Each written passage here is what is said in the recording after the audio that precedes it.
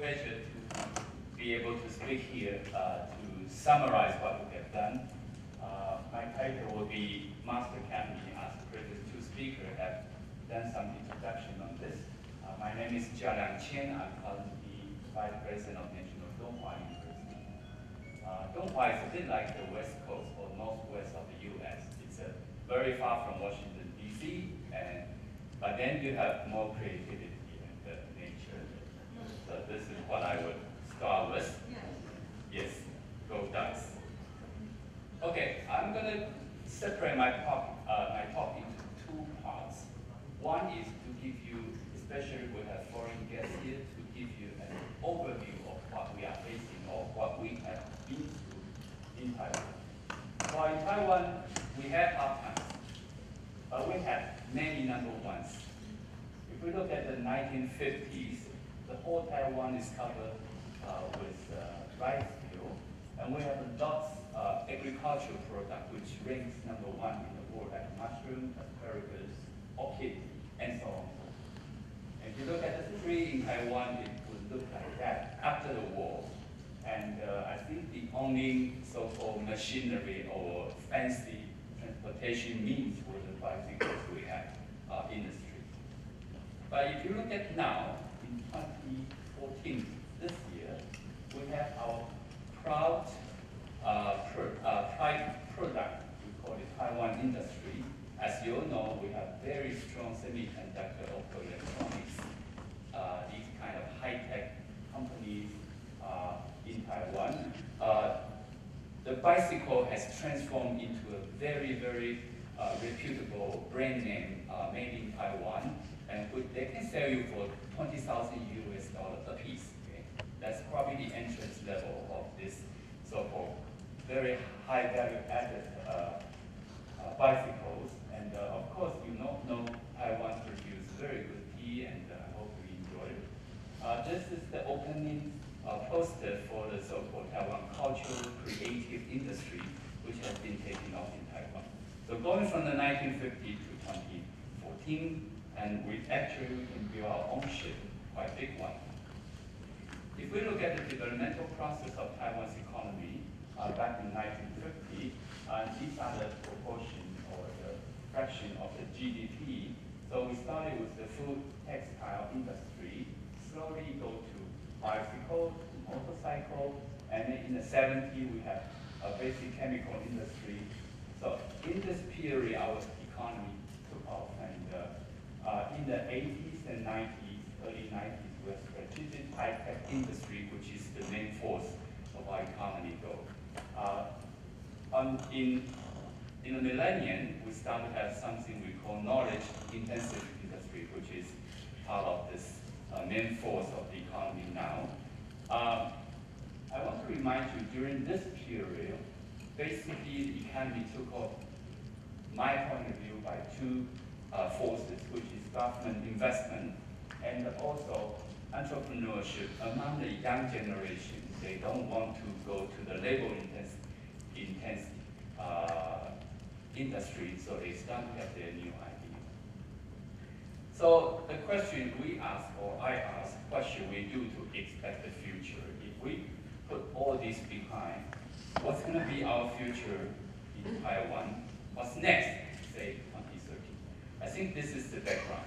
Let's review what we have gone through so far. This was one of the photos I took in Australia, which probably have done millions ago by the ancestors. The people come here, put their engraving to show the next generation what can be found here. And the technology goes through vacuum tube, transistor, integrated circuit. In the 1996, we had this famous solid sheet coming out, which marks the new era. And now we have all the phones and all the smartphones, and Google just launched Google Glass. And actually, this is nothing fancy. It came from 1980s TV. If you are a Star Trek fan, you know Jody, who is using this prototype iPhone, Google Glass. Okay. So I bet if Einstein still here, he would want to get one Google Glass. So if you look at all these icons from www all this mark which has revolutionized the whole world and changed our behavior and so on. And this is a typical young generation's monitor screen, okay? Unlike us, we have only a few, okay? We have Word to write paper, and we have probably internet to check whether our paper has, by the way, I'm a physicist. So, but I basically want to remind all the professors the world has changed. Okay? These are the norm for young generation, okay? And anyone expect this in 1996, okay? These are the growth of the so-called internet size. Okay? Literally, it started around 1996. I think this will be probably to all the way top, Taipei 101. But if I got my degree in 1993, I had all my training in before 1993 from University of Oregon, right? So, anybody expect this? I think this may be how people learn in the 21st century. Okay, for professors, if you have done your own so-called fix your disk or integrate your disk hard disk, so you start a little program, you have this little green, the yellow one probably show you have a back sector in your computer hard disk. So you run this for 30 minutes, and then they go up and down, and then all of a sudden you have some clusters. Okay, this cluster, the computer tells you these are the good sectors. Okay? If we imagine each of these blocks is a discipline, it's a discipline. This is how our young generation learns. They don't know the detail of each discipline, but they are light on the surface. But they have a way, we have to trust, they have a way to integrate the knowledge together if we don't get in between them and the norm. Okay? I think at least for the last 300 years, each young generation has been complained by adults. Okay? Right now, okay, the generation in their 20s and 30s in Taiwan, we call them strawberry generation. They are so dedicated, okay, but they cannot be touched. But if we look at from their point of view, all the young generation in the past have been complained by the adults. But then I have just shown you the advancement of technology. And they were all created, although invented by the young generation, including when we were young. We also added. So I think this is probably the norm, and students do not necessarily get their education in classroom and lectures. We have to be aware of that. So there are new forms of spreading news. We all know TED Talks. There are many different versions. Students can get their knowledge from here. We have this Coursera, edX, Udacity, which are the online education and launched by different educators, and then they also educate. So not only professors, but everyone can be educator and learner. So we, especially the university, need to get ready to accept online education. But we are facing these, and our education is sustainable. We have economic crisis, we have global warming, we have extreme weather, of course we have war, we have energy issue, poverty, flood, humanity. These are the issues we all face. How? Okay, I think the key is how, not what. Everybody can talk about what. So this is my favorite picture. This is my version, my picture, or my imagination of so-called transdisciplinary education. So I created a Create Hub in our university. This is a virtual center. There's no physical building, no physical structure, but there's a space for students to hang out, to create. Okay? And this is physics, chemistry, business, administration. These are the old definition of discipline. Students are like a monkey. They start from the beginning. They go all the way to the top. We crown them with a PhD. They can yell. They can crawl because they never have to touch a chemist, which is sitting next to me. But so we are all king of the world. But this image, this picture does not solve our current problems. So my picture of transdisciplinary education, this was written in my whiteboard in my office. I like it very much, so I say it. So the modern environment should be like a rainforest. We still have our physics, chemistry, business administration. They're all like a big tree. They are very important. They are very important. But the students that still monkeys, they now live in the canopies. They know, they try to learn where to find a fruit, just like arachnid monkeys or arachnid in the rainforest. They remember where to find it. If you don't trust me, you ask any of these students. They figure out how to operate a smartphone in 5 minutes. But many of us didn't know the function of our cell phone until we change a new one.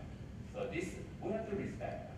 So how do we create this type of so-called transdisciplinary education environment? I think it lies on the change of the mindset of the educator. There was a study before. The average knowledge retaining rate. I believe this was studied by a National Academy of Science. If you go to a lecture, you retain 5% like today, okay? You probably remember 5% what I'm saying now. If you remember more, means I'm a good actor. But if you learn by reading, you retain roughly 10%. Audio, video, you have 20%. Demonstration, performance, 30%. If you engage in group discussion, you probably remember 50%. Practice learning by doing, you could have 75%. If you apply, if you try to teach somebody what you have just learned, you retain more. So we need to fill in a gap between the discipline. I mean, the gap between each of the discipline, and to allow our students to freely move around the trees or the electricity pools. But in this situation, it's quite difficult because they have to come down and go a very far distance for us.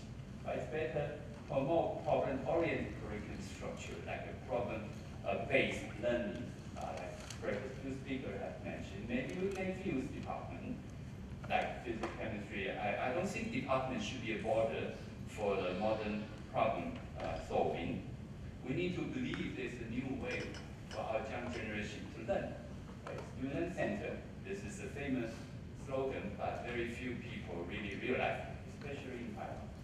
Trust our young generation. So instead of giving them strawberry generation crown, maybe they could teach us something, believe in students, promote so-called problem-solving oriented curriculum structure, but innovate projects. That's why we have SHS. Master Academy, which I will be reporting to you, is part of this SHS. I've been thinking, what should we do as this one of the platforms in this big grand proposal? So our solution, our decision is Master Academy. The purpose of Master Academy is to facilitate the other platform, because the other platform are most likely within different universities. So we need to have a mechanism, we need to have a platform to call these people together, so they can live in the rainforest like what I just described to you, and where these monkeys can encounter, or the professors also encounter, and then exchange ideas. So I have a bigger ambition. If we can initiate a mindset change in higher education, this will be my personal goal. I believe this will be the Ministry of Education's goal. And so how do we do this? We do two things. We have open forums, we have summer camp. Open forum is done like 1 or twice a year for a short period of time. Summer camp is 1 week in National Dome University. Each year we invite about 200 participants. These participants are the senior level undergraduate or graduate student, or even professors from different universities within the SHS project, senior students. And we introduce short talk, and we introduce learning by doing. Before I took charge of the Master Academy, and even before the SHS, in 2011, we had this so-called Zero Smart Academy, where several expertise and many established enterprise people, they were called together so to have so-called 10 important issues, as Professor Lin has just introduced to you. He had this English version, I had this Chinese version for the student. So these are the problems, these are the issues we are facing in the community of Taiwan. So what do these 10 issues mean in our society? And we need to find out what's the key word for these issues. So in 2012, when we started the first Master Academy, we brought 3 keywords in the 21st century. And this project is led by our president, who is also an academician, M.K. Wu, and also me, and with a whole bunch of different professors and secretaries from different departments. So we brought sustainability, creativity, and the transdisciplinary as the keyword for the 21st century. So these are the main keywords for how we run the first Master Academy. So it's a summer camp and the forum together. So in 2012, we discussed what is really transdisciplinary and what is the role of Master Academy to SHS. Can we start a mindset change for higher education? This is what we have done. So in this camp, which is 1 week camp, we invite expertise from different areas. But we need to have problems for them to solve, for students to learn. So we introduce short talks. So no matter how famous you are, you're allowed to talk only 15 minutes. And I warn them, I advise them, don't tell us what. For example, if you want to talk about global warming, we all know that, okay? Just tell us how. So 15 minutes should be enough. So in the beginning, they were quite cross because they came so far away, they were only allowed to speak for 15 minutes. So these are the speakers, I'm sorry, it's in Chinese, they are from Taiwan. And so they have interpreted transdisciplinary from various point of view. They have different experience. They also told us how to create, etc. So, and these were their topic. For example, my East Coast imagination, as I was mentioning to you, the West Coast of U.S. is very similar to the East Coast of Taiwan. Like, who am I? Like creativity, one step at a time. These are the topics they have taught. Okay. We also have local teams to support this camp because, as I said, it's a quite free place. It's very liberal in the East Coast of Taiwan. So this is Donghua University. Just within 5 to 10 minutes drive, within 5 kilometers, we have many field trip, hands-on experience sharing. So we ask the participants, we have a field trip for them to exercise what they have learned in these lectures. And so these were the, but in last year, 2013, the second Master Academy, we focused our so-called 3 keywords even more to talk about these keywords in higher education. How do we do in order to change the mindset? This was last year's. So we focused into one issue called globalization. How do we go from global issue to realize local? I think this is more important and useful for the local community. Globalization to realize key issues, short talk as usual. Also, we introduced design thinking, the methodology, like class outside of classroom, learning by doing stuff like this. So I'm sure you all know this for the student. Design thinking has 4 aspects. One is it's human-centered, begin from deep empathy and understanding the needs of motivation of the people. This is first step, and it is collaborative work. Several great minds are always stronger than solving the challenges than one. And then third is it is optimistic. So this is the belief that we all can create a change. The fourth is it is experimental. So before we run the workshop, run the summer camp, we run a workshop, actually to train a mentor, to train the tutors, to train the volunteer. So during the camp, we have a host of volunteer and mentor and tutor to facilitate all the participants to follow the design thinking methodology and then to solve the problem we gave them. So this was the last year's project. And design thinking workshop, and this was part of the workshop photos. And we also have forum, as I mentioned. For example, last year we have 5 US academicians together. These are the 5, and we all talk about the same problem: how education to face the future, how the higher education can reform or can change to meet the disciplinary development of the whole world. And so these were the forum we have done. So in last year we are more sure we should combine other SHS platforms. So we invite them. We introduce design thinking. We use class outside the classroom as a practicing mode. We have chosen 3 topics, like the aging society, or environmental issue, and marine ecology. So these are the issues we have chosen last year. So these are the speakers for last year. Okay, I'll show you this video later. We are planning this year's Master Academy. If a student from Yazhou University, Asia University are interested or more, welcome to contact us.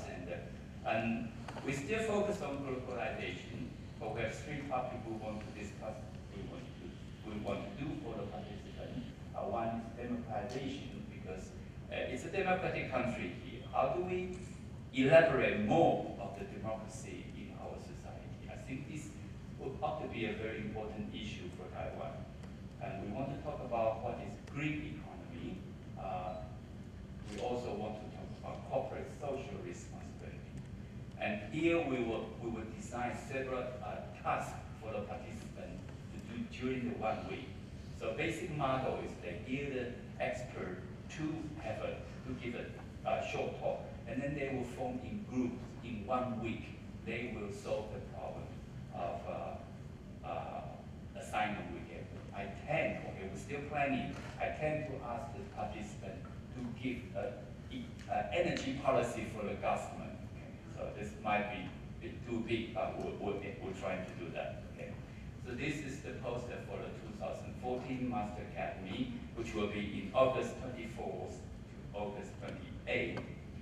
So let's come back here. So as I said, each generation had done their share, and each generation, young generation, in time, have been treated differently.